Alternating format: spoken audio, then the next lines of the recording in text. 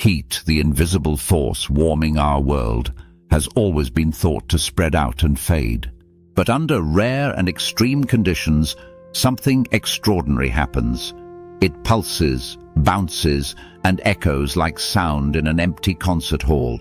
For the first time in history, after nearly 100 years of scientific pursuit, researchers have finally caught this elusive thermal whisper, the second sound.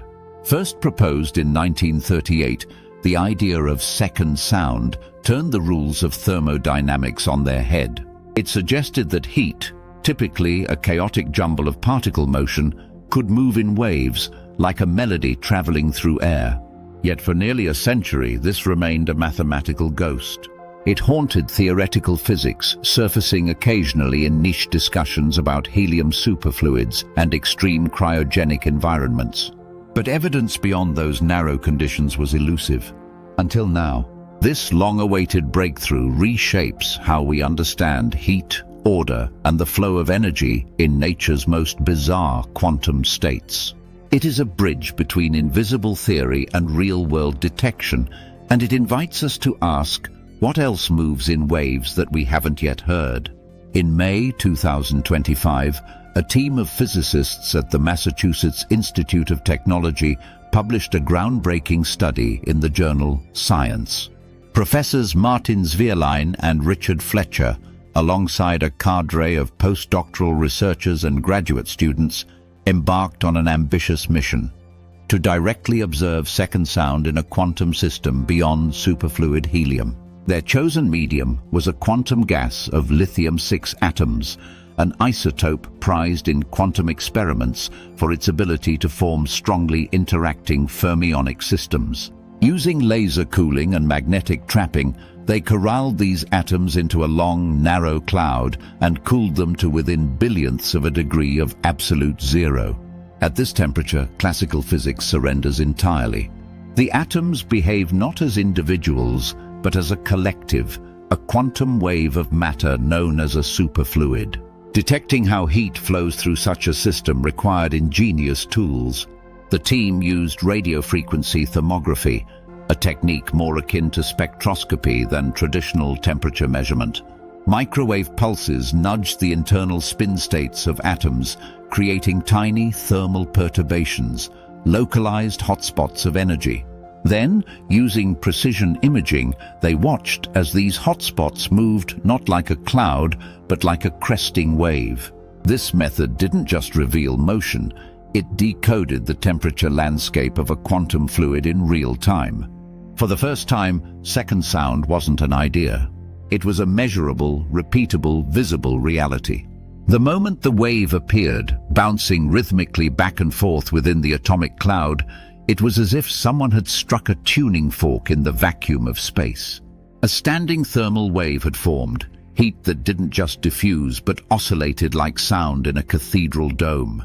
What's more, this wasn't an isolated phenomenon. It repeated over and over under varied conditions and parameters. Each iteration gave the researchers new data, thermal frequencies, damping rates, wave speeds, all aligned with long-standing theoretical predictions for second sound. But the data did more than confirm theory, it opened doors. The behavior of these waves turned out to be a diagnostic window into the system itself. The researchers could calculate thermodynamic quantities like the superfluid fraction, specific heat, and thermal conductivity without ever needing to touch or alter the quantum gas. This is revolutionary in a field where measuring internal properties usually destroys what's being measured. And then came the real surprise, the potential reach of this discovery. Second sound was no longer confined to the exotic realm of helium. It could appear in any material where quasi-particles, coherent excitations of energy, move collectively. That includes high-temperature superconductors, neutron star crusts, and engineered quantum materials with tunable topologies. In these contexts, second sound may govern how energy travels, how systems cool, or how they transition from one phase to another. In superconductors, this opens new possibilities for designing circuits and materials that manage thermal noise not by brute force cooling, but by strategic heat channeling, guiding energy like ripples in a wave pool. It's a shift from suppression to symphony. In neutron stars, where pressures crush matter into ultra-dense plasma, second sound could ripple through superfluid interiors and shape the timing of starquakes or thermal flares. These stellar relics, just a few kilometers wide yet heavier than the sun, might echo with waves of heat traveling at relativistic speeds. Our telescopes may already be witnessing their aftermath. And in quantum processors, where one rogue phonon can erase delicate calculations, second sound may help design escape routes for heat, preventing decoherence and preserving quantum information for longer durations. But perhaps the most unexpected implication is how second sound reveals that heat is not merely background noise to be minimized. It is an active player in the quantum drama. It can carry information, encode structure, and respond to the geometry of the system it inhabits. The existence of second sound in fermionic systems brings a deeper message. Energy is not inherently chaotic. Under the right conditions, even heat can organize. Entropy can move rhythmically. Order can emerge from disorder, not in defiance of the laws of physics, but as an extension of them into new territory. This breakthrough also revitalizes interest in thermal hydrodynamics, a once obscure subfield of physics. Theories that were considered elegant curiosities now have experimental relevance. Models of thermal waves, kinetic transport, and superfluidity can now be tested with precision. For students and researchers alike, this means a new frontier to explore, one where mathematics and machinery converge to illuminate the invisible. Moreover, the experiment showcases what's possible when technologies across domains converge. Optical trapping, microwave spectroscopy, quantum imaging all came together to orchestrate this discovery.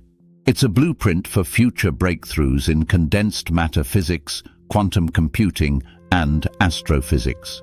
Perhaps most exciting is the implication that second sound could help us design new materials from the ground up. Materials that don't just conduct electricity well, but regulate heat with wave precision. Materials that sing thermally in specific frequencies, damping unwanted vibrations and channeling energy like sound in a violin. And there's even speculation that biological systems, especially at cryogenic or nanoscale levels, might use similar energy transport modes. Could molecular motors, enzyme reactions, or protein chains support thermal wave dynamics under extreme conditions? The idea once seemed absurd. Today it seems like a question worth asking. This discovery also stirs something more human, a reminder that even after centuries of exploration, nature still holds secrets that are invisible not because they're small, but because we've never learned how to listen. Second sound is more than a physics curiosity. It's a poetic reminder that our universe is full of hidden harmonies, some so subtle they require silence, stillness, and a perfectly tuned instrument to hear. The fact that heat, of all things, can form waves like music suggests a deeper pattern woven into the cosmos, a rhythm that links the smallest particles to the densest stars. That suggests beauty even in thermodynamic decay. So the next time you feel warmth on your skin, consider this. Somewhere, under the right conditions, that warmth could echo. It could sing. Subscribe for more real science news and keep your ears open, because the universe is just getting started.